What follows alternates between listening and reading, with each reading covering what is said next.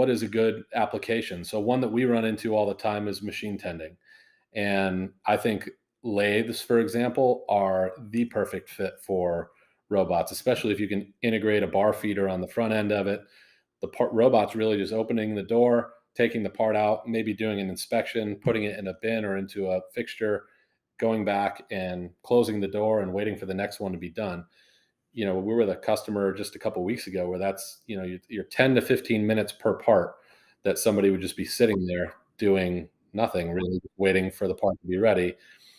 And the way that those shops make money is by keeping the spindles running. It's about efficiency at that point. So if you can run lights out, or you can close the door, get it back running, and take the part out as soon as you're done, and shut the door and get it running again, that's where you make your money. It's the inefficiencies that are caused by one person tending 10 of those machines, five of those machines, even two of those machines, that they get caught up doing something else, and that machine sits idle when a part is done for 10 or 15 minutes.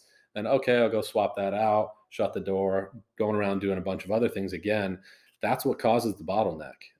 So if we can eliminate that, especially with how hard it is to find labor these days, it's a great fit for a cobot.